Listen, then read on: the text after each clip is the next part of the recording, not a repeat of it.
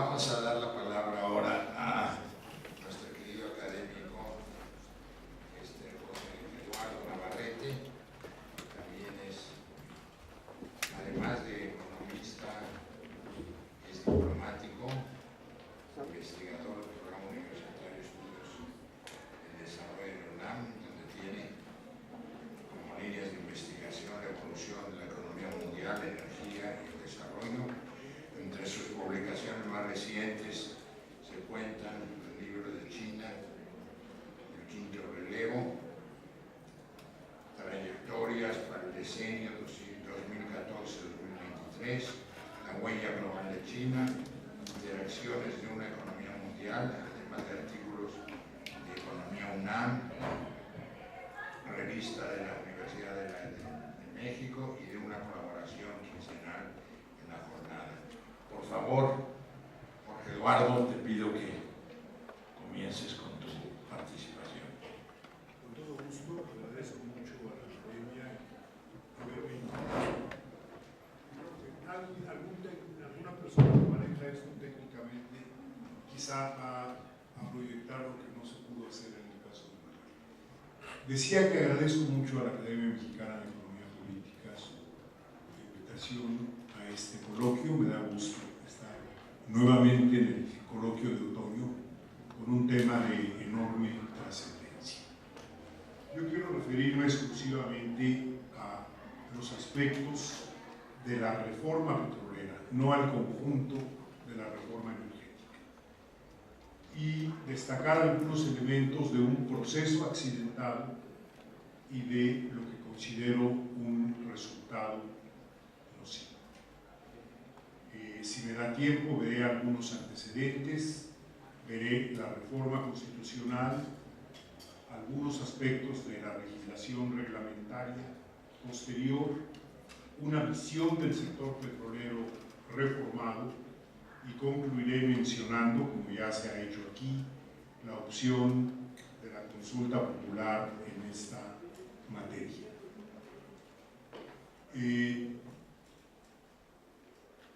La reforma fue una reforma sorpresiva e improvvisada.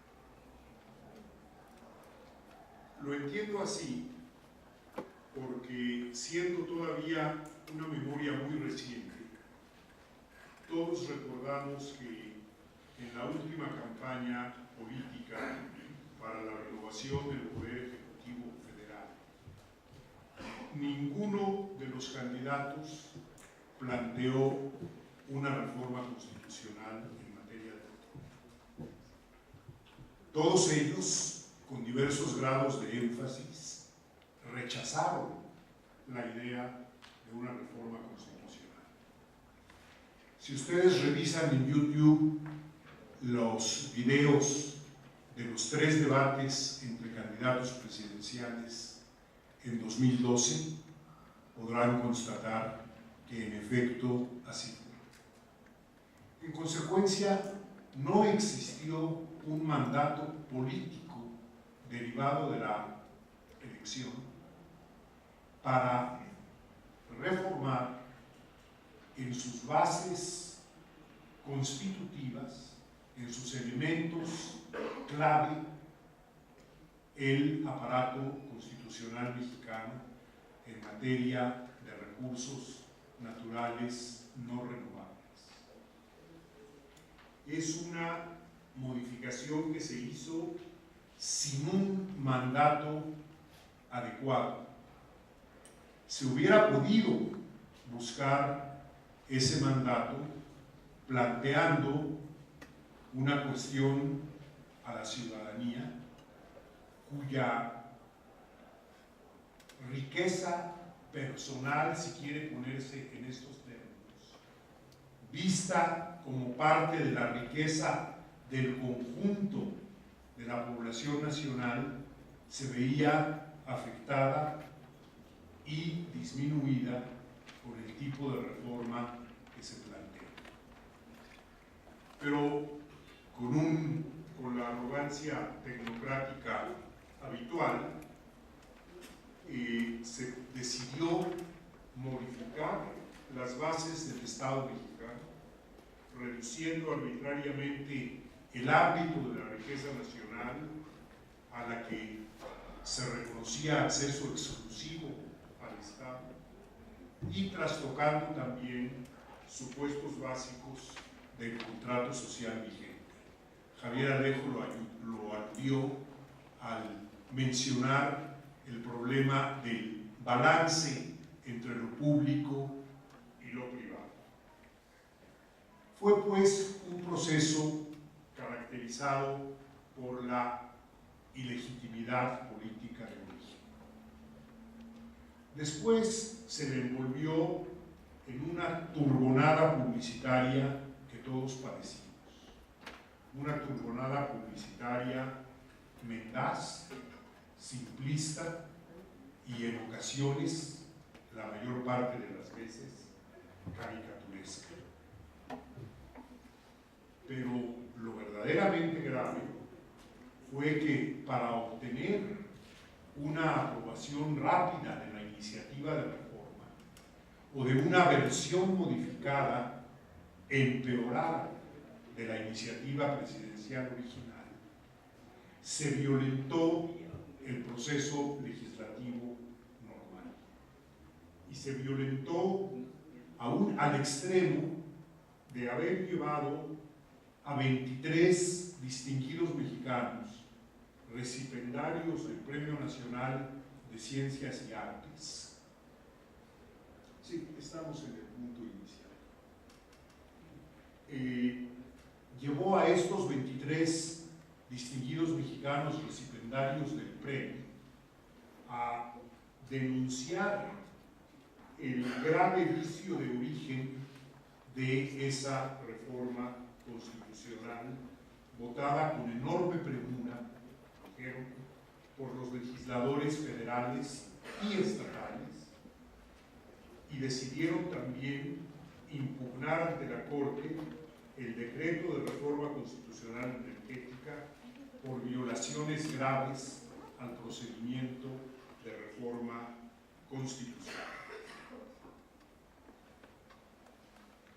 No es un asunto que esté todavía cerrado, habrá, como diré más adelante, opciones de continuar trabajando.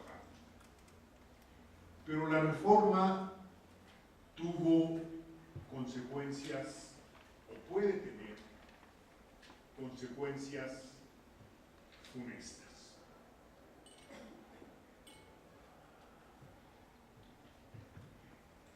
Creo que en estas 8 o 9 puntos se resumen los aspectos o las consecuencias negativas de la reforma constitucional.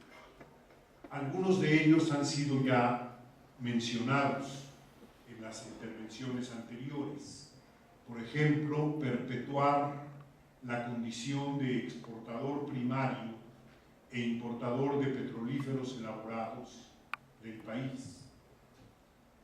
Pero el país regresa al coto de caza de las petroleras transnacionales y sus reservas se suman a una especie de pool global, de stock global de reservas, cuyo control cada vez más estará en manos de organismos internacionales, sea la Agencia Internacional de Energía, a la que México todavía no pertenece, pero probablemente trate de convencernos de que debemos ingresar a ella pronto, o el Tratado de Cooperación Transpacífico, cuyo proyecto ahora en discusión, por fortuna estancada, contiene cláusulas que impedirían a sus miembros restringir por razones de seguridad nacional o de conveniencia económica